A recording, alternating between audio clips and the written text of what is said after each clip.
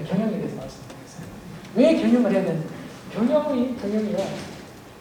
경영이 영어로 매니지먼트. 그런데 이게 다른 말로 말하면 관리거든요. 그러니까 자기 경영을 한다는 것은 자기 관리가 필요하다는 얘기입니다. 왜 인간은 자기 경영을 해야 되느냐? 왜 관리를 해야 되느냐? 딱 한마디로 말씀드리면 놔두면 안 되기 때문이다. 놔두면 안 돼. 왜 놔두면 안 되느냐?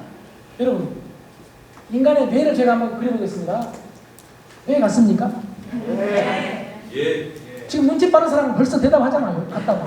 이걸 갔다고 대답하는 게 오늘 빨리 끝나겠습니까? 아니, 그게 뇌냐고 쳐다봐야 되겠습니까? 여러분, 세상에는 이렇게 그려놓고 뇌냐고 물어보는 놈이 있습니다. 우리 집에 여자가 이렇게 비슷하게 얘기를 합니다. 근데 그냥 저는 뇌 같다고 하면 여러분, 세상이 편해집니다. 이게 삶의 기술이에요. 삶의 기술. 이 뇌를 세 단계로 구분해보면요, 이렇게 안에도 뇌가 있고 가장 깊은 곳에 있는 이 뇌, 이 뇌를 우리는 소위 생존의 뇌라고 합니다. 본능과 연관된 동물도 가지고 있는 뇌. 그래서 우리는 이 뇌를 파충류의 뇌, 생존과 연관된, 본능과 연관된 뇌입니다. 여러분 인정하시죠?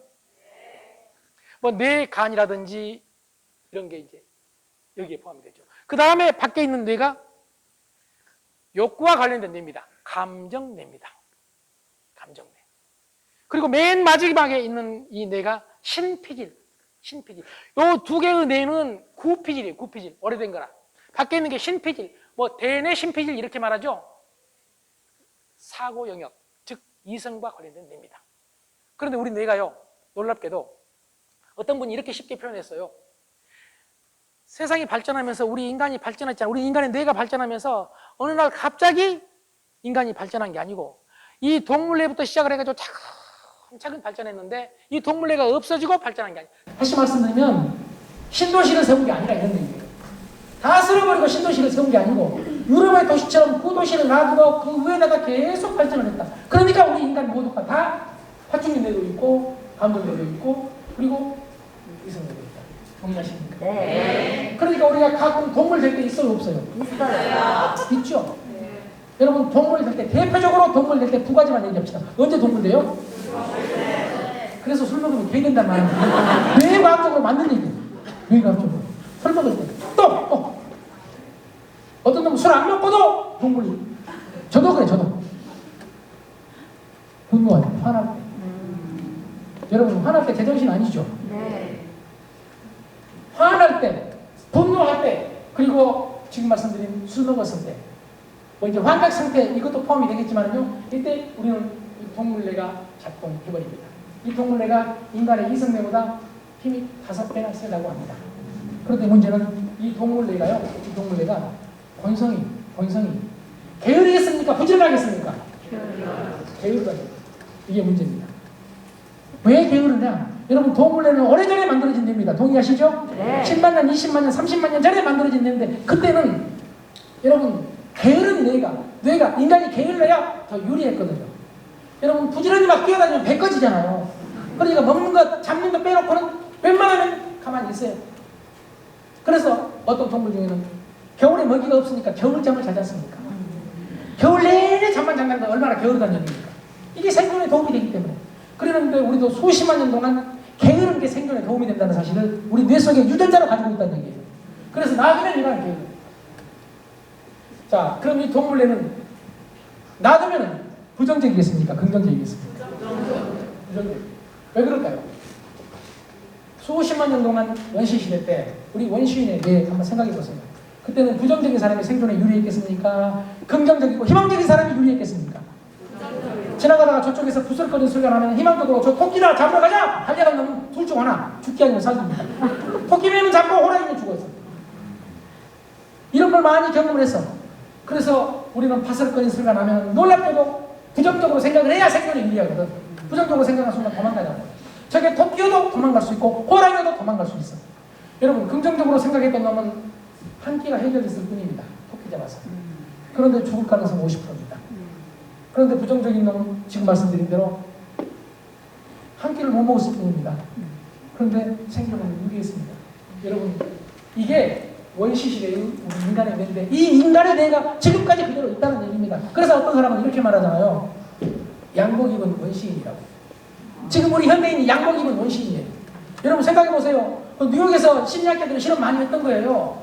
한 사람이 막 도망을 가잖아요. 막. 그럼 다 쳐다봐요. 이상한 놈이 도망간다고. 근데 한 놈만 더 뛰어가잖아요. 그럼 더 이상하게 쳐다보다가 몇 놈이 뛰어가. 세 사람 뛰어가잖아요. 다 뛰어가. 여러분 아무것도 알지 못한 상태에서 다른 놈이 뛰니까 뛰어. 여러분 원시시대하고 똑같은 짓을 우리는 하고 있어요. 단지 양복 입었다는 얘기입니다. 지금. 아까 우리 정서는 석기시대 정서라고 했지 않습니까? 네. 그러니까 부정적이다. 자 그러면 현재 중심적이겠습니까? 미래를 대비하겠습니까? 현재 중심적. 미래가 없죠 그때는. 지금 내가 잡은 토끼를, 지금 잡은 사냥감을 지금 먹지 않으면 여러분 다른 놈한테 뺏길 수도 있어. 내가 죽을 수도 있어. 그래서 무조건 지금 먹어야 돼. 배가 불려도 지금 먹어야 돼. 그런데 지금은 뒤로 남겨도 보관할 수도 있고 뺏어먹으면 밑소리 없어요. 그런데 뺏어먹을 것처럼 먹어버리면 밑소리 없어요. 아니 여러분 말고요. 그냥 쉽게 말하고 싶어서 하는 얘기입니다. 네. 우리 식사할 때 보세요. 누가 뺏어먹을 것처럼 막 먹는 사람들 주변에 있잖아요. 막. 특히 공짜라고 하면 배가 불러도 먹는 사람이 있습니까 없습니까? 있잖아요. 이게 원시대 우리 유전자 뇌 때문이에요. 뇌 때문에. 우리 이성이 없어서가 아니라 지금 말씀드린 대로 이 강한 본능 때문에 그렇다는 얘기입니다. 그래서 우리는 미래보다는 현재 중심적이다. 자기 중심적이겠습니까? 타의 중심적이겠습니까? 자기 중심적. 그래서 저는 여러분한테 제안합니다. 이제는 세상이 바꿔졌습니다. 그 시절에는 게으르고 지금 부정적이고 현재 중심적이고 자기 중심적인 사람이 생존에 유리했습니다. 그런데 이제 그런 시대가 아닙니다. 동의하십니까? 네. 그러니까 바꿔줘야 됩니다. 게으른 사람은 부지런해야 됩니다. 부정적인 사람은 긍정적으로 바꿔줘야 됩니다. 현재 중심적인 사람은 미래를 꿈꿔야 됩니다. 여러분 자기 중심적인 사람은 타인과 함께 공감해야 됩니다. 그리고 참 하나가 더 있습니다. 우리는 놀랍게도 보수적입니다. 과거만 생각합니다. 이제 여러분 진취적으로 도전해야 됩니다. 그런데 놔두면 게으르고 부정적이고 이러기 때문에 놔둬서는 안 되고 어떻게 해야 된다고요? 관리해야 된다. 관리해야 된다. 그래서 관리가 필요하다. 그래서 저는 여러분한테 경영이 필요하다. 자기 경영이 필요하다. 이런 말씀 드린 겁니다. 지금 1시간 반이 돼버렸는데 여러분 눈이 아직까지 좀 부족한 것 같아서 자기 경영 프로세스를 간단하게 늘 간단하게 이 말은 무슨 뜻이냐면 비전 제시입니다. 비전 제시. 너무 힘들어하지 마시라. 저도 알아요. 성인 교육 40분 이상 하면 안 됩니다. 아까 말했잖아요. 아는 것과 실천은 다르다고. 여러분 테드라고 있죠. 테드 18분 합니다. 18분. 빌 게이츠가 가도 18분밖에 못합니다. 여러분 아는 것과 knowing 그리고 doing 갭이 저도 있습니다. 양해해 주시고요. 자기 경영입니다.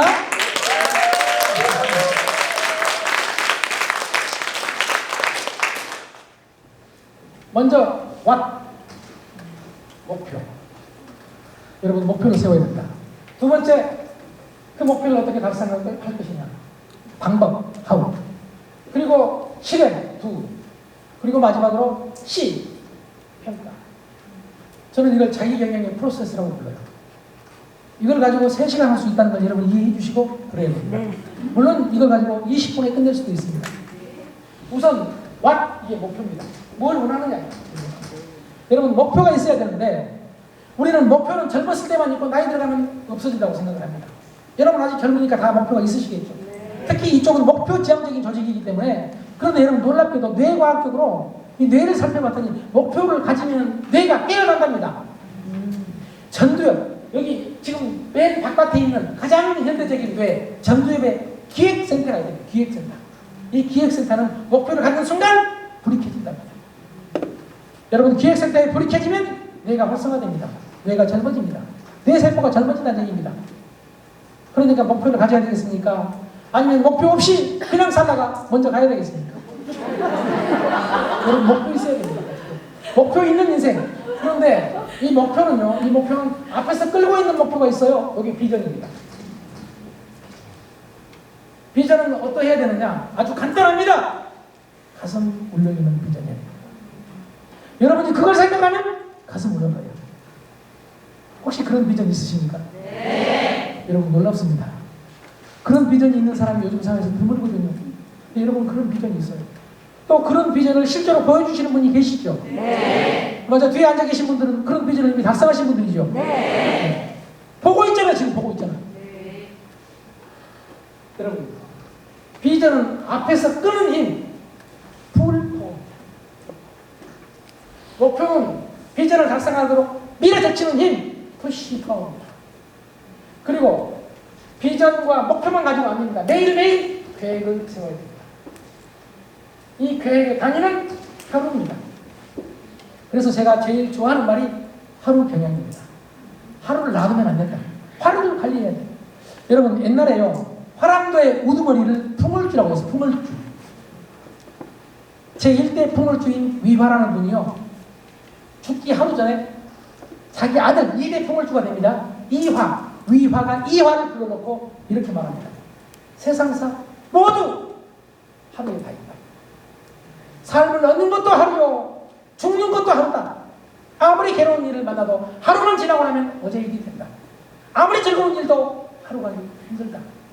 그러니 좋은 일이든 나쁜 일이든 어제 것은 잊어버리고 매일매일 새날을 맞이해라. 다른 말로 말하면 매일매일 혁신해라. 매일매일 혁신해라. 매일매일 새롭게 살아라. 우리는 1년에 새해가 몇 번 있죠? 새해가? 2번이요? 어떤 분은 또 2번이라고 정확하게 맞는 얘기를 합니다. 뭐, 고정하고 10년하고 2번이는 새해가. 난 또 물어보고 싶어. 여러분 매일매일 떠오르는 해가 새해기 구해입니까? 매일매일 떠오르는 해가 여러분 새해예요. 새해. 동의하십니까? 네. 그러니까 우리는 매일매일 새해처럼 살면은 매일매일 작심삼일하면은 여러분 내가 원하는 거 얻을 수 있습니다. 네. 우리는 작심삼일을 새해 한 번 합니다.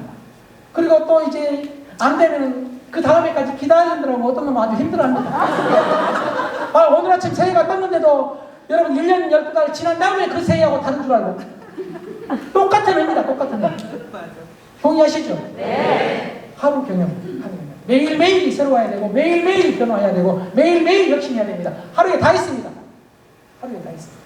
그런데 우리는 이 하루를 여러분 놀랍게도 내일로 미루시는 분이 많죠. 자, 두 번째 하루 방법입니다.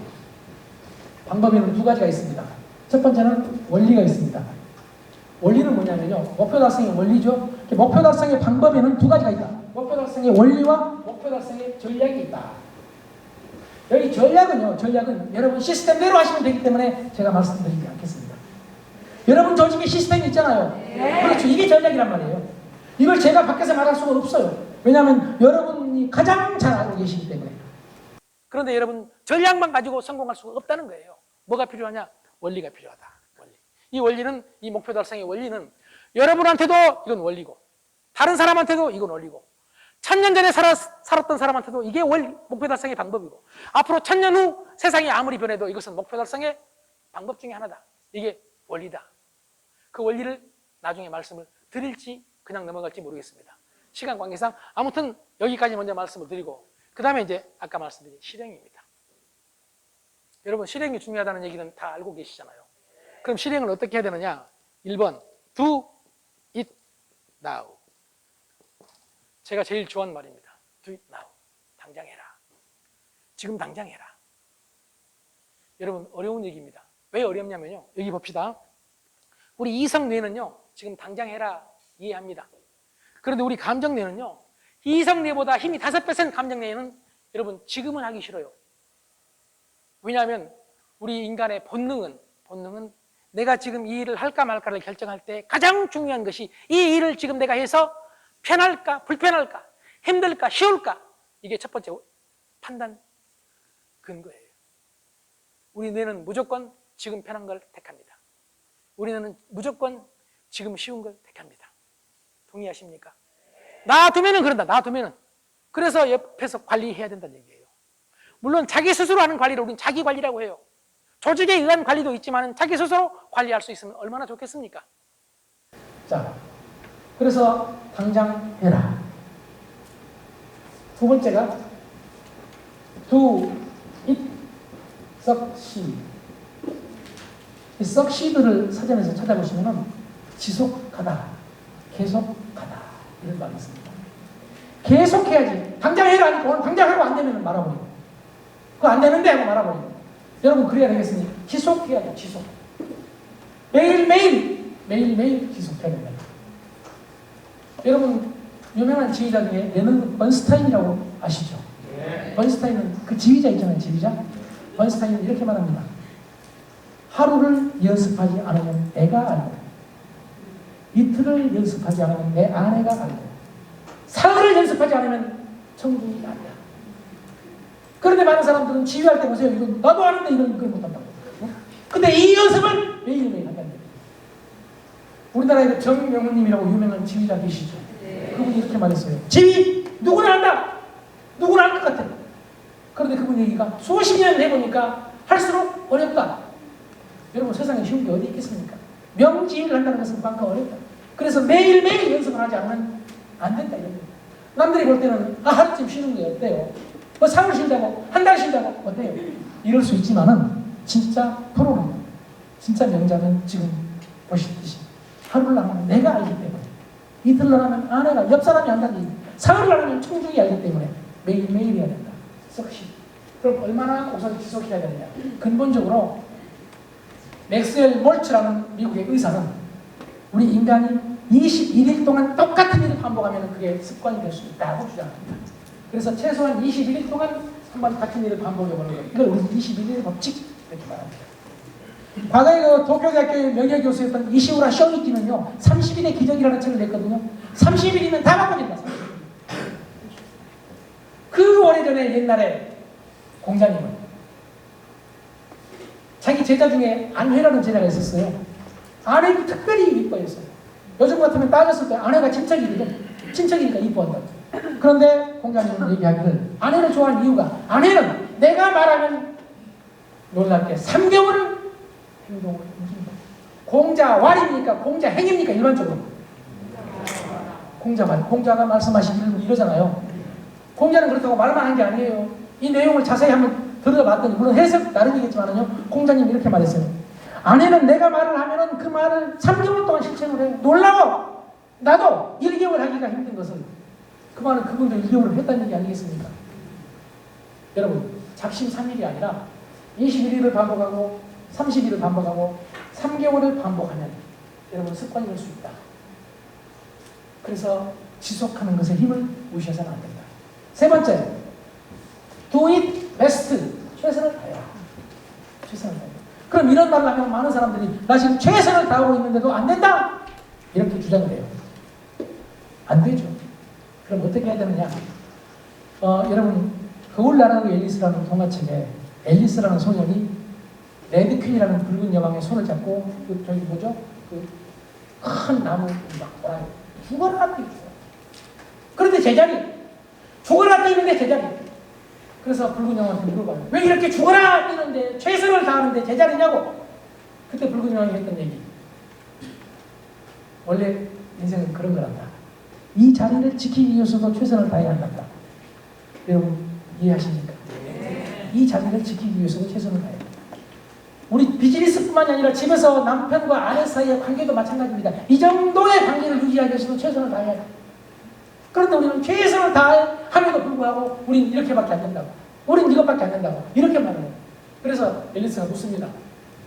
그러면 앞으로 전진하기 위해서는 어떻게 해야 되냐고. 그러니까 말합니다. 곱하기 2를 해라. 베스트 곱하기 2를 해라. 이게 무슨 뜻입니까? 제가 이걸 해석을 해봤더니 이렇게 해석이 되더라고요. 베스트를 다한다는 거, 최선을 다한다는 것은 자기 입장이에요. 여러분 아이들도 아마 너 성적이 왜 이 정도냐고. 너 왜? 그럼 아이들이 엄마 나 최선을 다했어. 최선을. 이런 경우 있을 수 있어요? 없어요? 그런데 여러분 볼 때 최선을 다한 겁니까?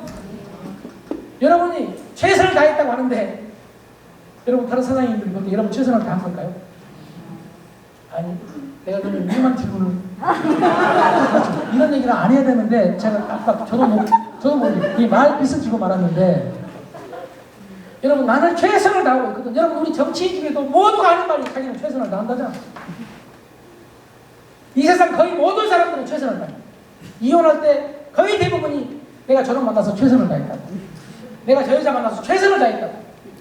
저는 그때마다 이렇게 말합니다. 최선을 다했기 때문에 그렇게 된 거다. 그럼 어떻게 하면 되느냐? 최선 곱하기 1을 해야 돼. 그게 가능하냐? 최선을 다했는데 어떻게 곱하기 1을 하느냐? 그래서 제가 사례를 뭐 종교적인 얘기는 아니니까 그냥 인간사라는 생각하고 들어주시기 바랍니다. 불교 스님 중에 경허선사라고 조선시대는 억불이었잖아요. 억불. 이 조선에 억불해서 불교가 형편없어졌는데 요걸 이렇게 세운 성릉이라고 불린다고 합니다. 불교에서. 저는 불교 신자가 아니기 때문에 그냥 이론적으로만 말씀을 드리니까 끄덕끄덕 해주세요. 네. 이 경허선사가요. 탁발에 갔어. 탁발. 탁발이 뭐죠? 뒤에 반항을 짊어지고 이게 구걸을 하러 다닌다는 얘기예요. 요구하러 다닌 거죠. 쌀 주라고 요구하러 다니는 거예요. 이걸 왜 하느냐면 스님들이 고승도하는 이유는요. 이걸 쌀을 얻기 위한 것보다 더 중요한 것은 여러분 자기를 낮춘 거예요. 동의하십니까? 네. 이보다 더 낮춘 것이 어디 있겠습니까? 그래서 그 시대에는 그렇게 여러분 고승 아주 덕이 높은 스님들도 탁발을 하셨다고 합니다. 근데 탁발을 할 때 안에 동자승을 하나 데리고 다녔대요. 동자승하고 탁발을 하고 다니는데 이 동자승한테 이게 저기 뒤에 바람을 맡겨요. 바람에는 해가 뉘어뉘어 서쪽으로 칠수록 바람이 무겁겠습니까? 가볍겠습니까? 무거워지죠. 그리고 이제 바람이 다 쳤는데 이걸 그 동자승이 짊어지고 갑니다. 그런데 경허선사는 혼자 앞에서 바람을 심박합니다. 그러니까 자꾸 뒤에서 동자승이 스님을 부르면서 무거워 죽겠다고 천천히 가자고 이 말은 다른 말로 하면 너도 좀 젊어져 봐라 이런 말 아니겠습니까? 차마 그렇게 말을 못하고 그렇게 가는 거예요. 그리고 스님이 계속 가버리니까 이 동자승이 한참 가다가 어느 마을 여기에서 주저앉아 버렸습니다. 그리고 소리쳤습니다. 스님 더 이상 못 가겠다고. 더 이상 못 가겠다고. 쉽게 말해 최선을 다했는데 이게 한계란 말이에요.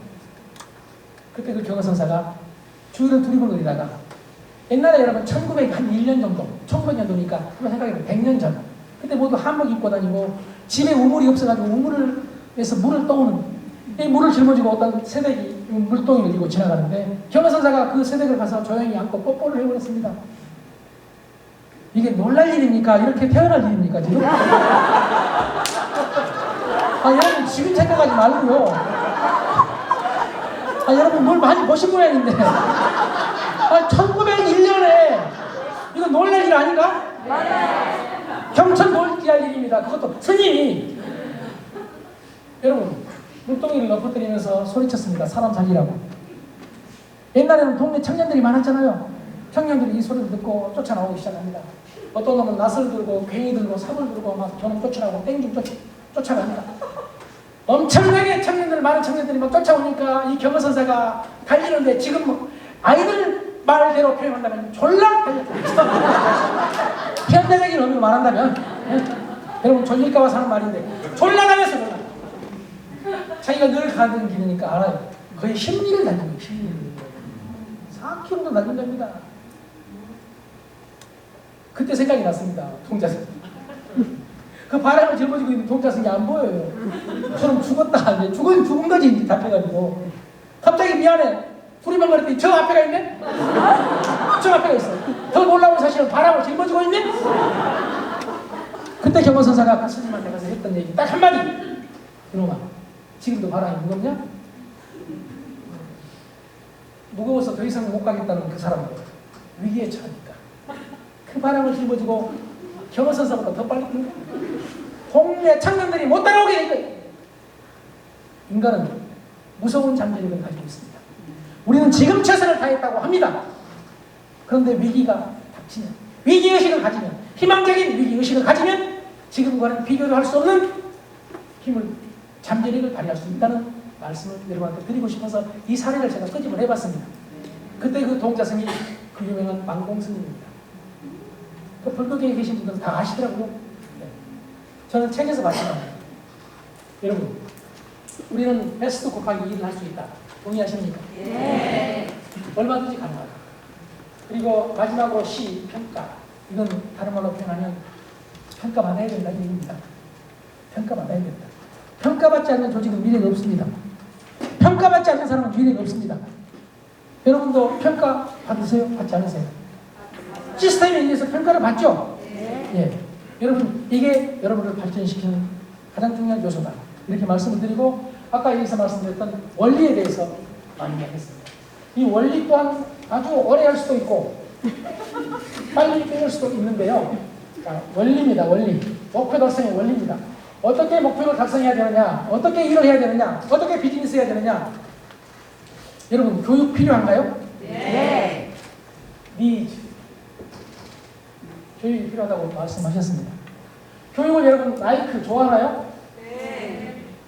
이렇게 말하면 강의 되겠습니까? 일반적으로 강의를 좋아하나요? 교육을? 일반적으로 교육을 좋아하지 않죠. 그럼 교육의 문제는 성인이든 아이든 필요성을 모르는 겁니까? 좋아하지 않는 것입니까? 좋아하지 않는 거예요. 그런데 우리는 아이들한테도 늘 필요성만 강조해요. 선생님도 왜 공부를 해야 되는지 필요성만 얘기해요. 그러니까 아이들은 논리가 없으니까 힘들어하면서도 마음속으로 이렇게 말합니다.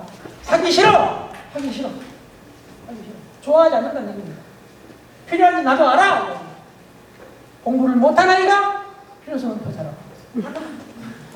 이 놀라운 사실을 여러분이 알아야 돼.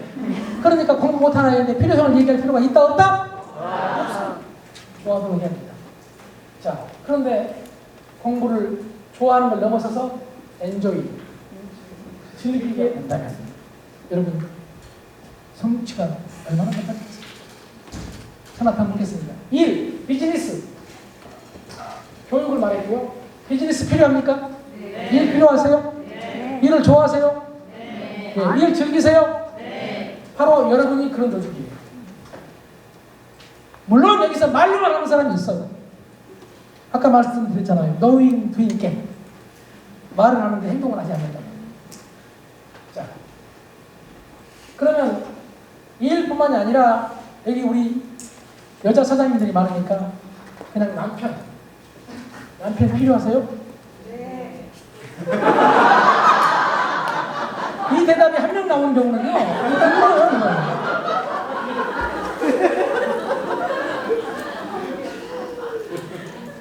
한번 더 물어보겠습니다. 남편 필요하세요? 네. 이렇게 여러분 한 번 더 물어본다고 해도 이 정도밖에 대답을 안 한다는 것은 지금 보통 문제 아닌데요. 남편이 필요하다. 그럼 갈수록 남편이 좋아요? 네. 남편과 즐기세요? 그럼 여러분 어떤 사람이 행복하냐? 남편이 필요할 뿐만 아니라 갈수록 좋아져. 갈수록 남편과 즐기는 시간이 많아져. 일이 필요할 뿐만 아니라 일이 좋아. 일을 즐겨. 교육이 필요할 뿐만 아니라 좋아. 즐겨. 여러분 그런 사람이 대가가 됩니다. 대가가. 인정하십니까? 네. 그런데 여러분 그게 쉽지가 않다. 그 이유가 뭐냐? 여러분한테 묻고 같이 정리하고 싶지만은 여러분 아마 대답해 주신 시간이 또 가니까 대답해 주실 수 있나요? 왜? 왜 이게 필요한데 좋아하기가 어려울까요? 교육, 우선 교육만 가요. 필요한데 좋아하기가 어려워. 남편. 왜 좋아하기 힘들어요? 남편. 지금 뭐라고 대답하셨는지 여러분 지루하기 때문에 끝 좀 기다려요. 시작 좀 기다려요. 일반적으로. 여러분 아니라 일반적으로. 그렇죠. 여러분 남편하고 같이 있는 게 결혼 초에는, 결혼하기 전에는 시간이 금방 지났어요? 아니면 지루했어요? 결혼하기 전에. 지금 둘이 같이 있으면 빨리 가던가요? 그럼 혹시 지금 같이 있으면 안전해요? 위험해요?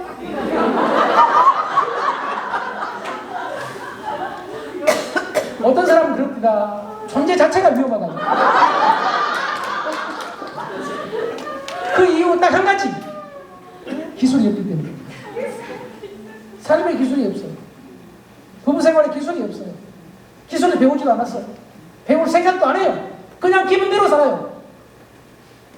여러분, 프랑스의 철학자였던 알렌은 이렇게 말합니다. 모든 낙천주의자는 의지가 맞아요. 모든 비관주의자는 기분이 맞아요. 기분대로 살면 비관주의자가 되거든요. 기분대로 부부 생활하면 그렇게 돼버립니다. 기분대로 일하면 실증납니다. 그런데 의지력을 발휘하면 여러분 놀랍게도 남편과 아내 사이가 좋아지고 일이 좋아지고 재밌어질 수도 있습니다. 여러분 그래서 의지가 중요한 겁니다. 자, 첫 번째는 지루하다. 두 번째는 여러분 교육이 어려워요, 쉬워요? 어려워요. 남편과 아내가 같이 오래 사는 게 어려워요, 쉬워요? 갈수록 어렵던가요? 갈수록 쉬워지는가요? 갈수록. 이렇게 강의하게 도와주신 분이 계시는데 뒤에서 끝까지 버티고 몇 시에 끝나냐고 쳐다보고 있고 어려워요. 어렵다. 여러분 교육도 일도 어려워. 여러분 파트너 하나 만드는 거 어려워요? 쉬워요? 어려워. 그리고 이게 우리 일뿐만이 아니라 다 그렇단 말이에요. 그러니까 좋아하지 않는 거예요. 그럼 어떻게 해야 좋아하게 되느냐? 지루한 것을 재밌게 만들어야죠. 어려운 것을 쉽게 만들어야죠. 동의하십니까? 네. 그 방법을 여러분들이 하셔야 되는데 시간 관계상 제가 제안해 보겠습니다. 여러분 저 2시간 동안 이렇게 강의한 건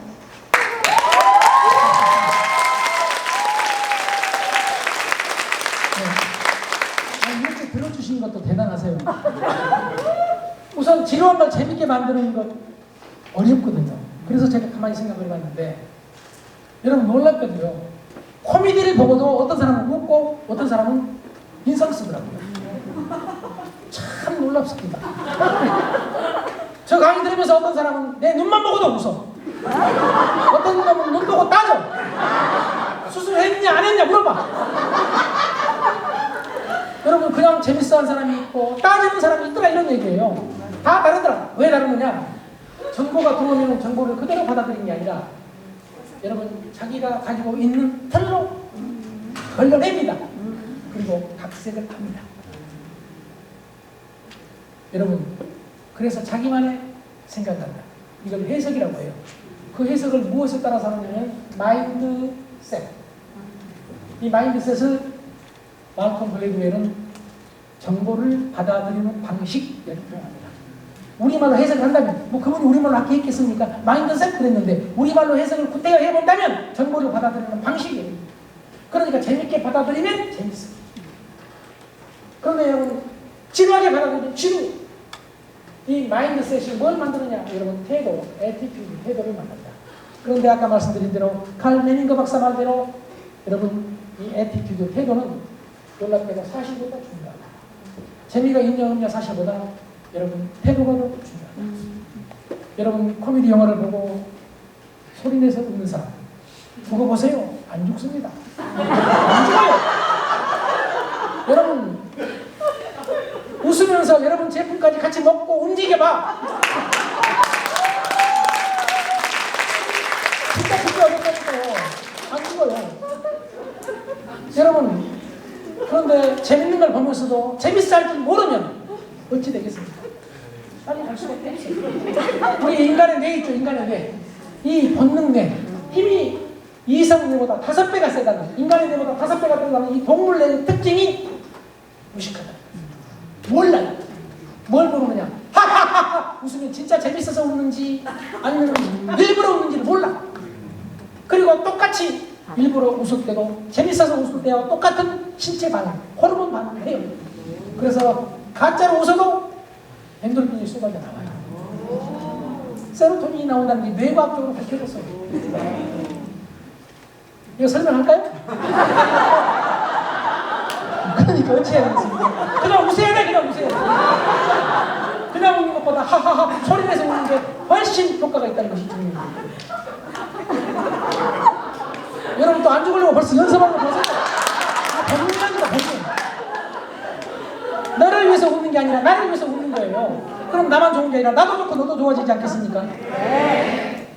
여러분 태도가 사실보다 중요하다. 재밌다. 사실 재밌어서 웃는 게 아니라 그냥 태도가 재밌어 할 줄 알아야 된다. 여러분 그래서 저는 재미는 태도의 문제. 내가 태도를 바꾸지 않으면 마인드셋을 바꾸지 않으면 여러분 놀랍게도 아무리 재밌는 걸 봐도 웃지 않습니다. 과거에 그 유명한 개그맨들 개그 콘서트 옛날에 유명했잖아요. 그걸 보고도 인상 쓰는 놈을 나는 많이 봤습니다. 더 놀라운 놈은 다른 놈은 막 웃고 있는데 저런 걸로 웃는다고 따집니다. 정말 여러분 생각해보세요. 아 웃고 있는 놈 놔둬야지 그걸 따지기까지. 여러분 이렇게 마인드셋이 무섭다 이런 얘기예요. 태도가 이렇게 무섭다. 저는 그걸 태도 게다가 협력자를 붙입니다. 해독력. 자, 그러면 어려운 걸 쉽게 만들기 위해서는 어떻게 해야 되겠습니까? 여러분, 괴테가 한 말입니다. 제가 한 말 아니니까 감동받아야 됩니다. 괴테가 이런 놀라운 말을 했습니다. 이 세상의 모든 것은 쉬워지기 전엔 어려웠다. 여러분, 인문적 소양이 뛰어나세요. 쉬워지기 전엔 어려웠다. 여러분, 운전 쉬워지기 전엔 어려웠습니다. 수영 쉬워지기 전엔 어려웠습니다. 물에 들어가 죽느냐 사느냐는 문제였습니다. 그런데 쉬워진 다음부터는 여러분 수영장에 가면은 바다에 가면은 여러분 재미있는 취미고 놀이였습니다. 동의하십니까? 네. 그러니까 어려운 상태에 머물러 버리면 절대로 이 세상에 그 어떤 것도 재밌어지고 쉬워질 수 없습니다. 어려운 상태를 쉬운 상태로 바꿀 수 있는 방법은 뭐냐? 여러분 놀랍게도 논어에 나와 있습니다. 학이 시습지 무력여로와. 이걸 중에서 배울학자 익힐숙자. 학을 우리는 뭘 아느냐? 학을 여러분 배운다고 하잖아요. 이걸 배워서 만든 게 날리지 지식입니다. 습을 뭐라 하죠? 훈련한다고 하죠? 스킬입니다. 스킬. 그러니까 교육 훈련에 의해서 지식과 기술에 의해서 우리는 어려운 게 쉬워질 수 있다. 마무리하겠습니다. 여러분의 비즈니스도, 여러분 부부생활도, 자녀 교육도, 이 세상의 모든 것은 쉬워지기 전에 어렵습니다. 그러나 훈련을 통해서 쉬워지면 그때부터는 여러분의 취미가 되고 특기가 되고 놀이가 되고 여러분 비즈니스도 마찬가지입니다. 여러분 놀이처럼 신바람 나게 모두가 성공하시기를 기대하겠습니다. 고맙습니다.